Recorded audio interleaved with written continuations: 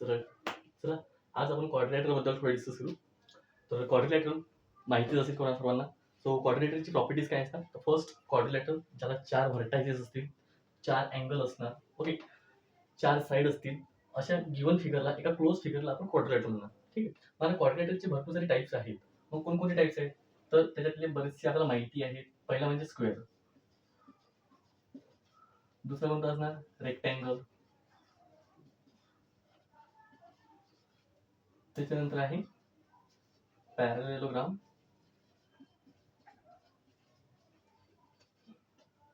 त्याच्यानंतर आहे rhombus, rhombus, त्याच्यानंतर काइट आणि ट्रॅपेझियम. तर हे जे टाइप्स आहेत, हे टाइप्स आहेत क्वाड्रिलेटरचे बेसिक टाइप्स. ओके. त्याच्यातले सर्वांना माहिती आहे square, rectangles, parallelogram, rhombus, kite आणि ट्रॅपेझियम. हे पण काय आहेत? क्वाड्रिलेटरचे टाइप आहेत. वन बाय वन आपण या सर्वांचे काय बघू? प्रॉपर्टीज बघू. ठीक आहे. तर first property is rhombus, square. स्क्वेअरची पहिली प्रॉपर्टी. सो स्क्वेअर काय आहे त्याच्याबद्दल आपण थोडं डिस्कस करू. ओके. सो आपल्याला माहिती आहे स्क्वेअरचे चारही साईड कसे असतात? सेम. ओके. त्याच्या प्रत्येक अँगल हा 90 डिग्रीचा असतो. ठीक आहे. चारही साईड सेम असतील तर अशी एक क्लोज फिगर आपण रिप्रेझेंट करू. त्याचा प्रत्येक अँगल किती डिग्रीचा असणार? 90 डिग्रीचा असेल. So this figure is square. So it is represented by ABCD. So each angle of a quadrilateral is 90 degree. That means and all sides are equal. ठीक है. So first property is all sides are equal. all sides are equal म्हणजे प्रत्येक side ही equal असेल. That means आपण असं म्हणू शकतो AB ही BC ला इक्वल आहे, BC CD ला इक्वल असेल आणि CD ही AD ला इक्वल असणार. म्हणजे चारही साईड सेम असतील. ओके.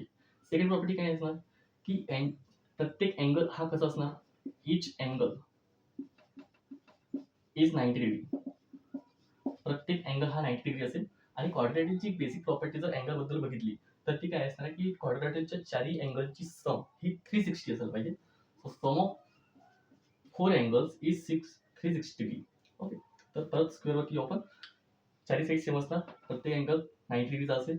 त्याच्यानंतर डायगोनल बद्दल जर विचार केला तर डायगोनल्स काय असणार?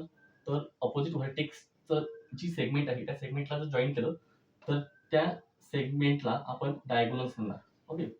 So this segment AC and BD are the diagonals of square. So स्क्वेअरचे डायगोनल्स जे आहेत ते इक्वल असायला पाहिजे. That means AD is equal to AC is equal to BD. दोन्ही डायगोनल्स सेम असतील. अगेन डायगोनलची प्रॉपर्टीज बघितली तर diagonals of squares are perpendicular bisect of each other. यांचे डायगोनल जे आहेत, suppose AC and BD intersect at point O, तर यांचे डायगोनल्स ह्या perpendicular bisect of each other असतात. ठीक आहे. म्हणजे प्रत्येक जिथं इंटरसेक्ट होतात तिथं 90 डिग्रीचा अँगल तयार करतात. ओके. दोन्ही डायगोनल्स सेम असल्यामुळे याचे चारही जे सेगमेंट्स तयार होतात त्याच्या इंटरसेक्टिंग पॉईंटमुळे तर हे चारही सेगमेंट काय असतात? इक्वल. जसे आपण याला म्हणू शकतो. So AO is equal to OC is equal to OD is equal to OB. All segments are equal. Okay. So this properties of square ह्या स्क्वेअरच्या प्रॉपर्टीज आहेत. त्याच्यानंतर आपण जाऊ नेक्स्ट टॉपिककडे, दॅट इज रेक्टँगल. आपल्याला माहिती आहे रेक्टँगल्स. रेक्टँगल्स काय असतो? रेक्टँगल बद्दल विचार जर केला तर रेक्टँगलची फिगर काहीतरी या शेपची आपल्याला दिसणार आहे. ओके. सपोज हा रेक्टँगल PQRS रेक्टँगल आहे. रेक्टँगलचा प्रत्येक अँगल हा 90 डिग्रीचा असतो आणि यांच्या ऑपोजिट साइड्स हे इक्वल असतात. So this identical marks represented by, so opposite sides are equal. So single line, that means two sides are equal and these two sides are equal. So first properties of rectangles, their opposite sides are equal. Opposite sides, that means PQ is equal to SR and next segment जी असेल PS is equal to QR. Okay. त्याच्यानंतर डायगोनलचा विचार जर केला तर diagonals मध्ये काय असणार? So diagonals of PR and QS ह्या जे डायगोनल्स आहेत हे डायगोनल्स काय असतील? इक्वल असणार. That means diagonal PR is equal to diagonals QS. हे आहे diagonals. Okay, so this is diagonals. So diagonals of rectangles and square both are equal. त्यांचे डायगोनल्स इक्वल असतील. Next point, diagonals are bisect of each other but not perpendicular. म्हणजे तिथं 90 डिग्रीचा angle तयार करत नाहीये, बट ते काय असतील, बायसेक्ट असतील. सपोज हे जे डायगोनल्स आहेत इंटरसेक्ट होत असतील ॲट पॉइंट एम ला, तर आपण असं म्हणू शकतो, so P M is equal to M R is equal to M S is equal to M Q. म्हणजे ऑल सेगमेंट्स जे असतील, ह्या सेगमेंट्स काय असतात, इक्वल असतील. Okay, so this segments are equal but not perpendicular bisect. Okay, याच्यामध्ये perpendicular bisect आहेत, यांचे 90 डिग्रीचा अँगल तयार होतो जिथं डायगोनल इंटरसेक्ट होतात तिथं. बट रेक्टँगल मध्ये त्या डायगोनल्स इंटरसेक्ट होतात बट परपेंडिक्युलर नसतील. त्यांची अँगल्स मे बी डिफरंट असू शकतात. Okay, as depend upon side of rectangle. Okay, so this properties are rectangles. त्यानंतर third number rhombus.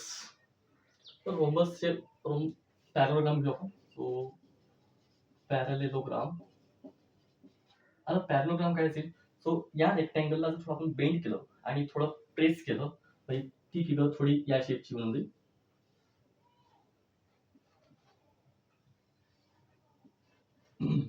So this L M N. Okay, L M N O. So this figure is parallelogram. आता parallelogram म्हणजे काय असणार, so याची पण same property आहे की त्यांच्या ऑपोजिट साईड इक्वल असतील, जसे रेक्टँगलच्या फॉलो होतात तशाच.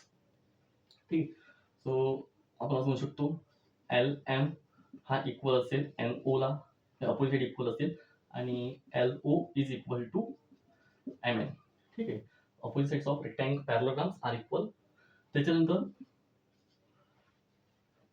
याच्यामध्ये एक प्रॉपर्टी बाकी आहे की त्याचा प्रत्येक अँगल हा 90 डिग्रीचा असेल. रेक्टँगलचा प्रत्येक अँगल हा 90 डिग्रीचा असतो. Each angle. Okay, so each angle is 90 degree. Okay, इथपर्यंत क्लिअर आहे. सो दिस याच्यामध्ये विचार केला तर यांच्या पॅरल जे डायगोनल्स आहेत त्या डायगोनलचा विचार जर केला, so diagonals of parallelogram is not equal. म्हणजे आपण असं म्हणणार की so L N is not equal to M O. Okay, म्हणजे ते इक्वल नाही आहे, म्हणजे यांचे ह्या सेगमेंट्स इक्वल असतील. सो दिस सेगमेंट्स सपोज या पॉईंट पी ला जर इंटरसेक्ट होत असतील, so P O and P M हे इक्वल असेल, आणि पी एन आणि एल पी ह्या दोन सेगमेंट इक्वल असतात. चारही सेगमेंट इक्वल नसतील, बट त्याच्यातले दोन ज्या एका डायगोनलचे दोन पार्ट जे होत आहेत त्या दोन पार्ट कसे असतात, इक्वल असतील. ओके, सो या कंडिशन मध्ये आपण तसं म्हणू शकतो, बट दोन्ही डायगोनल्स हे डिफरंट असतील.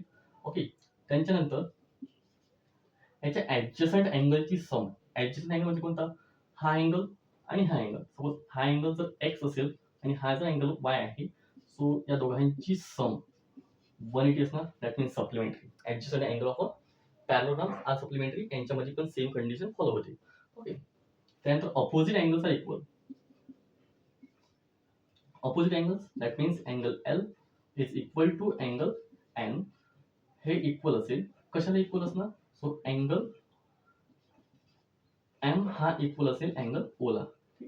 So opposite angles of parallelograms are equal. Okay, त्याच्यानंतर लास्ट एक फोर्थ नंबर आहे रोम्बस. आता रोम्बसचा विचार करा.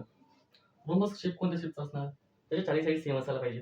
जसं की स्क्वेअर आहे, सो स्क्वेअर ज्या शेपचा आहे, फक्त जसं आपण रेक्टँगलला थोडं बेंड केलं होतं, स्क्वेअरला थोडं बेंड करा, म्हणजे तुम्हाला ती फिगर या फॉर्म मध्ये मिळेल. Okay, so this figure is rhombus. So it is represented by x, y, z, w, x, y, z, w, x, y, z. आणि रोम्बसच्या चारही साईड कशा असतील, equal. All sides of rhombus are equal. That means wx equal to xy is equal to yz equal to wz. याचे चारही side same असणार.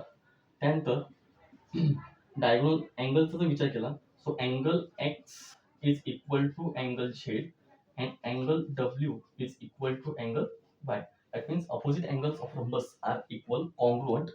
Third नंबरचा पॉईंटचा विचार केला, so diagonals of rhombus are perpendicular bisect of each other. ह्याचे diagonal जे आहे ते काय असतील, perpendicular bisect of each other असतील, बट नॉट इक्वल असणार. म्हणजे आपण असं म्हणू शकतो की X Z is not equal to W Y. ठीक आहे, म्हणजे ह्या दोन सेगमेंट इक्वल नाही आहेत, बट त्या काय असतील, परपेंडिक्युलर बायसेक्ट असतील. इथे 90 डिग्रीचा अँगल ते तयार करणार आहेत. ओके, सो या कंडिशनमध्ये आपण असं म्हणू शकतो, सो एक्स झेड एक्स आपण या पॉईंट टी मध्ये जर इंटरसेक्ट करत असतील तर X T is equal to T Z. Okay, T Z and W T is equal to T Y. हे दोन सेगमेंट इक्वल असतील. This segment is equal to this and this segment is equal to this. Okay, तर त्यांच्या bisect जे perpendicular bisect असतील त्यांचे जे angle जे साईड असतात ते दोन साईड ज्यावेळी दोन पार्टमध्ये डिवाइड होतील ते दोन्ही पार्ट पीसेसला इक्वल मेजरमेंटचे असतील. Okay, then opposite angle equal असतील. ऍडजस्टंट अँगल 180 असायला पाहिजे. जसं की आपण इथे ही कंडिशन बघितली, इथं पण या दोन अँगलची सम 180 असायला पाहिजे, किंवा या दोन अँगलची सम 180 असेल, त्यांच्या ऑपोजिट अँगलची सम 180 असेल. Okay, so this properties are the rhombus. Again आपण असं म्हणू शकतो की याच्यामुळे जे चार ट्रायंगल्स तयार होतात, राईट अँगल ट्रायंगल्स, तर ते चारही ट्रायंगल्सचा एरिया सेम असणार. चारही ट्रायंगल्स इक्वल मेजरमेंटचे असतील. ठीक आहे, जसं आपण बघितलं की ही साईड इक्वल असली याला, ही साईड याला इक्वल असेल आणि ऑल साईड सेम असतील. तर हे त्याचे बेसिक प्रॉपर्टीज आहेत. Okay, square, rectangle, parallelogram, rhombus. Okay, so आता याच्या बेसवरती आपण थोडा यांचा फॉर्म्युले बघू. सो पेरिमीटर ऑफ स्क्वेअर, पेरिमीटरचं पी राईट करणार आहे. सो पेरिमीटर ऑफ स्क्वेअर काय असणार, तर ऑल साईड इक्वल असतील म्हणजे चारी साईडची सम. आणि चारी साईडची सम म्हणजे काय, 4 into side. So this is formula for the square perimeter. And also the perimeter of rhombus is same. म्हणजे पेरिमीटर ऑफ रोम्बस हा पण सेम असणार 4 इंटू साईड, कारण की याच्या पण चारी साईड कशाचा सेम आहे. ओके, त्याच्यानंतर आहे एरिया. एरिया ऑफ स्क्वेअर काय असणार, area of square that is side square. जी काही साईड दिलेली असेल त्या साईडचा स्क्वेअर तो असेल एरिया ऑफ स्क्वेअर. ठीक आहे, बट रोम्बसची जो एरिया आहे तो फॉर्म्युला वेगळा असणार. याचं एक्सप्लेनेशन आपण एरियाची किंवा पेरिमीटरची फॉर्म्युला आहे ते नेक्स्ट याच्यामध्ये बघूच, नेक्स्ट व्हिडिओमध्ये. सो एरिया ऑफ रोम्बस जो असेल, so 1/2 into d1 into d2. So what is d1? So d1 is the first diagonal and d2 is the second diagonal. So this is the area of rhombus. त्यानंतर perimeter of rectangle. तर perimeter of रेक्टँगलचा विचार केला, so perimeter of rectangle काय असणार, so opposite sides are equal आहे. So this is 2 in bracket l plus b. So this is length, this is breadth. Length represented by l and breadth is represented by b. मग दोन वेळा length आहे, दोन वेळा breath आहे, मग 2 common काढून l plus b राईट केला. So this is also for perimeter of rhombus, 2 in bracket l plus b. But the area of rectangles and area of parallelograms both are different. So area of rectangles L is L into B. So that is length into breadth, and the area of parallelogram is base into height. Base into height. So height माहित नाही, ती height तर represent करावं लागेल. ठीक आहे, so इथून तो परपेंडिक्युलर सेगमेंट ड्रॉ केला त्या बेसवरती, सो हा बेस होऊन जाईल, हाईट इथं मिळून जाईल. ओके, सो हे आपले बेसिक फॉर्म्युलेज आहेत. Okay, clear. बाकी जे दोन आहेत ते आपण नेक्स्ट व्हिडिओमध्ये क्लिअर करू.